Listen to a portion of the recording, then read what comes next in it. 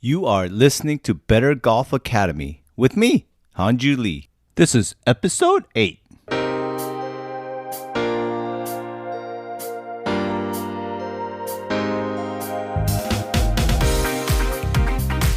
hello everyone. Okay, here's the thing. We all want to get better at golf. But for whatever the reason, our game just doesn't improve. Sound familiar? Okay, well, I'm here to share the best secrets of improving your score. This podcast is not about giving you swing techniques or swing tips, but it's about giving you specific strategies, a tangible plan, and fun ways to improve your score. So welcome to Better Golf Academy podcast. You ready? All right, here we go.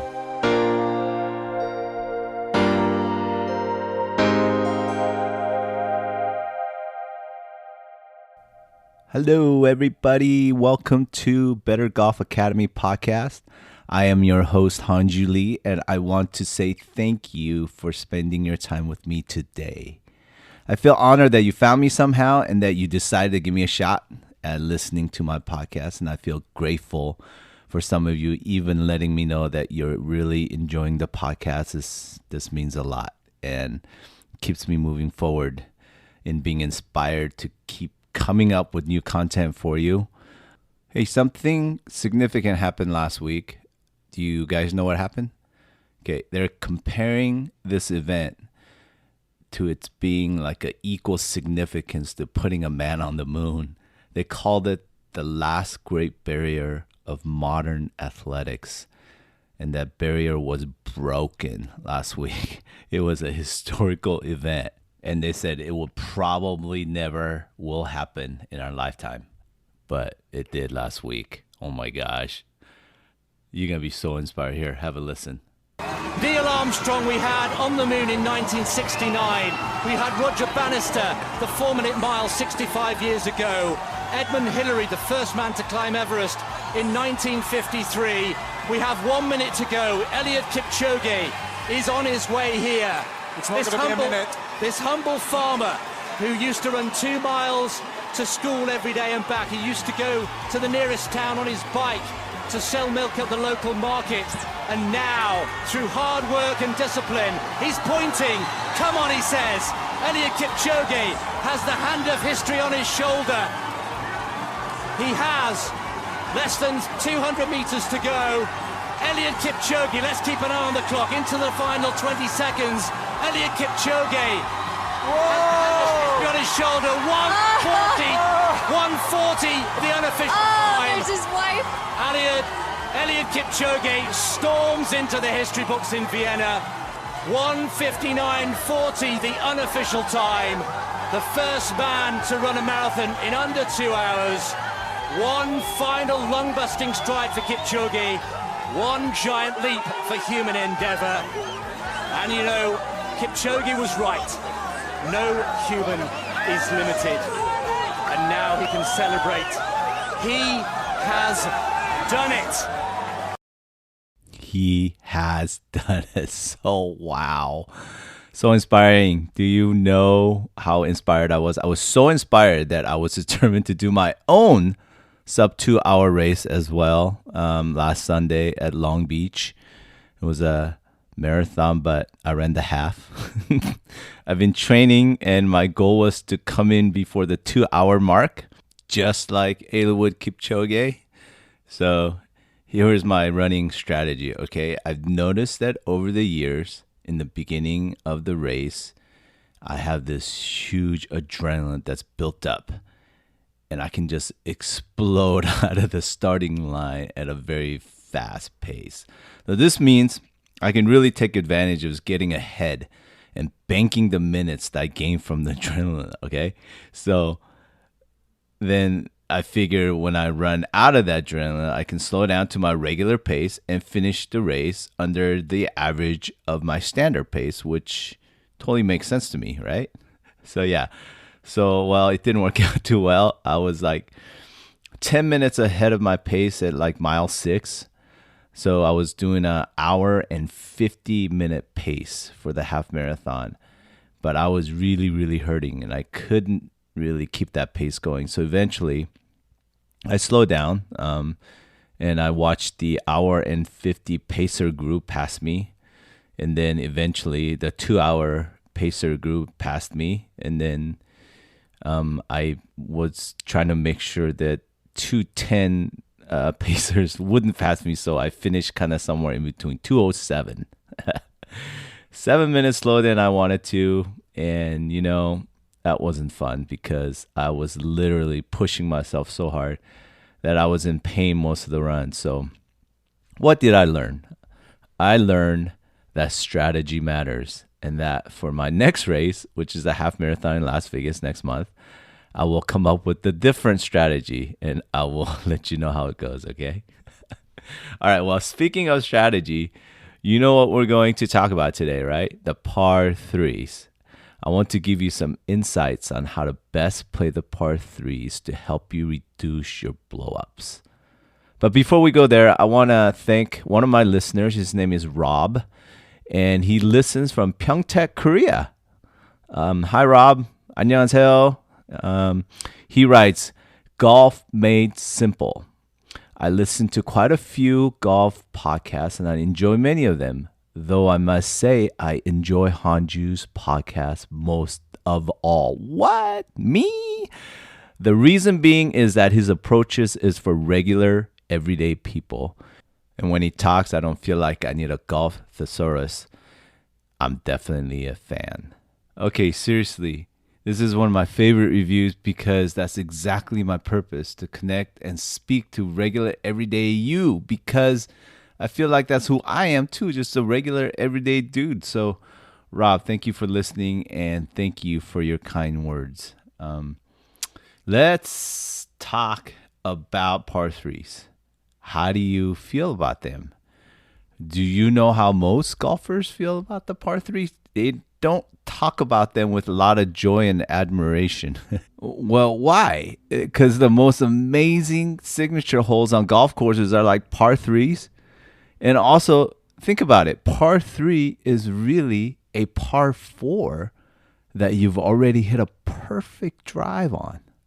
You hit it right down the middle and you have a perfect lie and the best angle going into the approach shot. How hard can it be?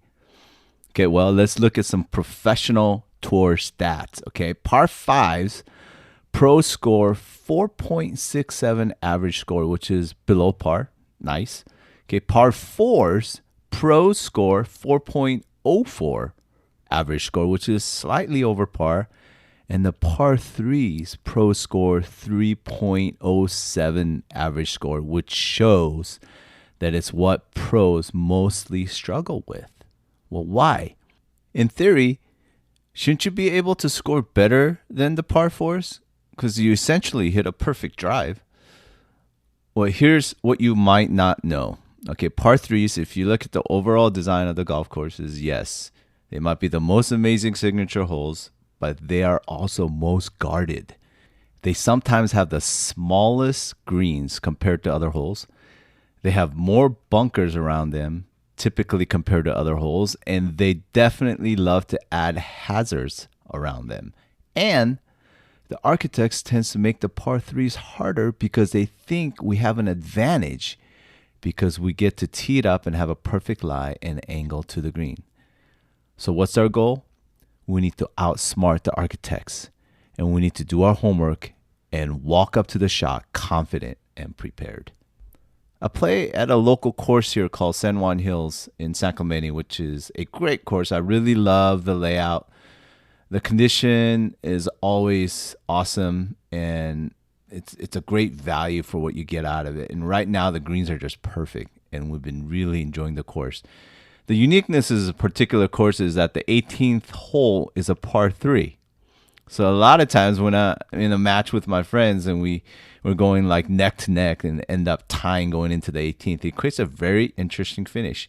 For one, there's so much pressure built up on one shot, which is the tee shot, which can determine whether you win or lose pretty quickly. And second, the strategy and how you play the shot becomes very different depending on where you are at on the match. It's a very different club selection and approach if you need to go for it for the birdie to win or play it safe to remain in the lead. So I found myself many times on the 18th tee contemplating on what shot to make. So I've organized some thoughts on how best to approach and think about the shot, and also what to look for that will best serve you well, because you want to win, right? Okay. So here are my 3 thoughts on how to best play the par 3s. Okay, number 1, get all the facts. Okay, I don't know about you, but I love technology, and advancements in our technology has given us so much information. We sometimes don't even know what to do with it all. So during my round, I have an app that I use called Golf Shot Plus, which shows the layout of the hole and every yardage you'll ever need. You can even drag your finger on a certain spot on the GPS hole layout, and it'll tell you exactly how far it is. It will also tell you the yardage to all the problem areas, as well as all the dimensions of the green. It will also make you an amazing cup of coffee with the press of a button. Oh, wait, just kidding. Okay, on the side note, I've so far recorded about 247 rounds on this app, logging in every score, every hole, every fairway hit, every bunkers hit, every shot I've been penalized with, every green in regulation, every putt, and every cup of coffee I drank. Okay, also with this app, I also use a rangefinder with slope, okay, so to determine my exact yardage to the flag. The mistake we can make on our par 3 is that we just shoot the pin with our rangefinder, figure out the exact yardage, and select our club, line up, pull the trigger. So I say wait before we do that. Let's study the hole a bit more. Before we pull the trigger, let's get all of our facts. So what facts will I need to prepare for my shot? And these are the things that I look for. Okay, yardage to the front of the green, yardage to the back of the green, and yardage to the pin. Also, I look around for hazards. I heard it said that when you start thinking about hazards, your ball will magically go towards it and in it. So it's better to imagine that it doesn't even exist. Well, I don't believe in that concept. It's like when I was a kid and thought that there was a boogeyman living underneath my bed. And instead of guessing and being freaked out about it all night, I will lean down, shine the flashlight to make sure he's not there that night, right?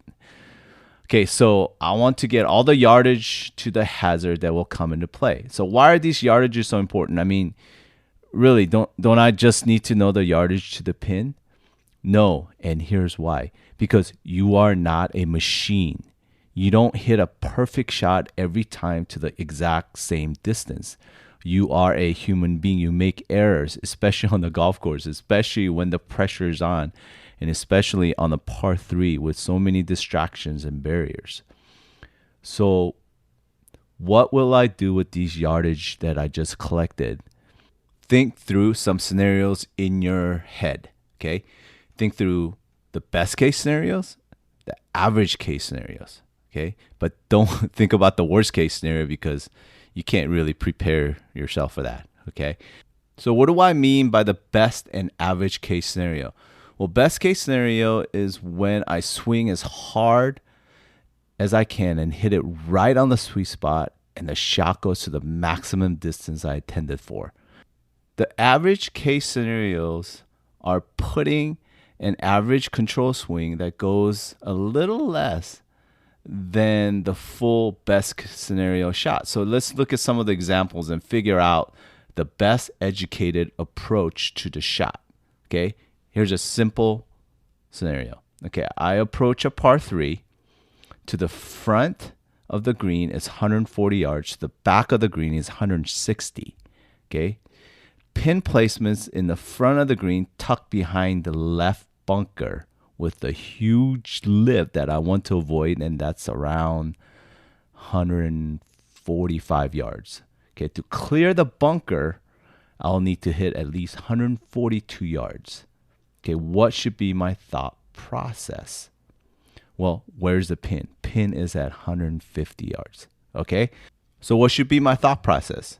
Okay, 3 things. Number 1, would I rather miss it short or miss it long? Number 2, would I rather miss it left or miss it right? Number 3, how am I feeling right now? Okay, so now let's look at this case one step further. Okay, number 1, would I rather miss it short or miss it long? In this case, because the bunker with the big lip is on the left side, if I miss it short, there's a possibility of my next shot being in a bunker, okay? So I would rather miss it long. So in that question, would I rather miss it short or long? My answer is I would rather miss it long. Number 2, would I rather miss it left or miss it right? So if I miss it left, I have a really difficult short chip shot with not much green to work with in the deep rough. Okay, if I miss it right, I'll have a long putt, but I'm still putting. So my answer to that, I would rather miss it right. Okay, 3rd, how am I feeling right now? I am feeling pretty good. I've been hitting good shots all day. So now that I got all the facts, I am now ready to pick a club and a place to aim. But before we do that, keep in mind point number 2. And this is point number 2, know your club distances. Okay, now I'm going to assume you guys know your club distances pretty well. This is super duper important. I know some of us have a pretty good idea from working on the driving range, but on the course is a lot different. Study shows that there's a huge discrepancy between an old range ball hit from a grass versus a new fresh Titleist like Pro V or something. It's like 10 yards on some clubs. That's a discrepancy. And there's even a significant difference between ball hit off the mat versus ball that was hit off the grass. Mat goes further. So I would highly encourage you to get a true measurement of your club distances. And I think the best way for me is to measure when I'm on the course playing. I'm always keeping track of how far each of my club travels. And the best way to do this is after getting an accurate distance to the flag, pay attention to where your ball ends up on the green versus how well you hit it. It also helps to record this on your app or log that you keep. This is really, really important. So now based on what you know about how far you hit each club, choose it based on what you've observed from all the facts about the hole. And let's go back to the same hole example, okay? So to the front is 140 yards, to the back is 160 yards. Pin placement, let's say it's in the front of the green, tucked behind the left bunker with the huge lip that I want to avoid at 145 yards. Okay, to clear the bunker, I need to hit it at least 142 yards. What should be my thought process? Well, I hit my 7-iron 150 yards on average. If I swing hard and hit it well, I can hit it 155 yards. I can hit my 8-iron 140 yards, but if I swing hard and hit it well, I can get it to 145. So the choice is really simple. Hit a 7-iron. If I miss it short, I will carry 142 bunker. And if I hit it well and long, I'm still within the birdie range. However, if I hit an 8-iron thinking that I will hit my best shot at 145 to clear the bunker and end up below the hole, which is ideal for a birdie putt, it's riskier and ideally it's harder shot to pull off. Also, it's important to aim a bit right to first avoid the bunker altogether and also to avoid missing left to leave yourself with a tough chip. So choose your best approach using the facts you've collected and also knowing your yardage and the confidence you have in your shot. Yeah? Okay, number 3, make your par and move on. Okay, this goes back to episode 7 talking about your expectations. Par 3s aren't made for you to aggressively attack and gain strokes for your round. Don't have expectation going into par 3s other than to make par and move on. Make decisions on shots that will give you the best chance at par, not your best chance at birdie. If you're aiming directly at the pin, at the direct distance, not paying attention to anything around you, you'll end up in more trouble than it's worth. It's just not worth the risk. You're falling into the trap that the architects created for you. Outsmart them. Know this. You are smarter than them. You are one step ahead of them. And by golly, you are so much better looking than them. Okay? Hey, if there are any course architects out there listening, I'm just kidding. I'm sure you're good looking too. But am I right about making par threes more difficult than the rest? So, in summary, remember, when you're approaching the par threes, number one, get all the facts, do your homework, get all the yardages, and ask these three simple questions. Would I rather miss it long or short? Would I rather miss it right or left? And how am I hitting the ball right now? This will help you determine your best club choice. And number two, know your club distance. This is crucial to improving your game. If you don't know how far your shot goes, you're just shooting in the dark and hoping for the best. That's just not a good strategy. Agreed? And number three, set your expectations to make par and move on. It's icing on the cake if you hit the ball close and make birdie. But for the most cases, you want to play it smart to avoid a disastrous double or a triple bogey. Don't get me wrong. Sometimes there's a perfect opportunity on the par three to just go after it, right at the hole without any fear. And you know when that will be, but for the most part, you need to play it safe. So let's put all that together to play your best round by really playing these par threes smart. Be one step ahead and know when and how to best play each par threes.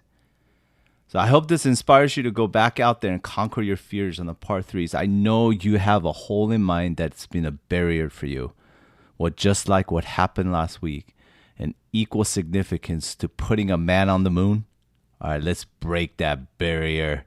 Let's make historical event, just like what Eliud Kipchoge did running a sub-2 marathon, but in your golf game by conquering your par threes, which obviously is much more difficult than a silly marathon, right? Your friends will say it won't happen in your lifetime, but I believe in you. Let's do this. Hey, I hope you enjoyed this episode. Please don't forget to leave me a review. I will give you a shout out on my next episode. But in the meantime, thanks for listening to Better Golf Academy podcast. I really appreciate you being here. I really, really do. So it's ciao for now. Talk to you next time.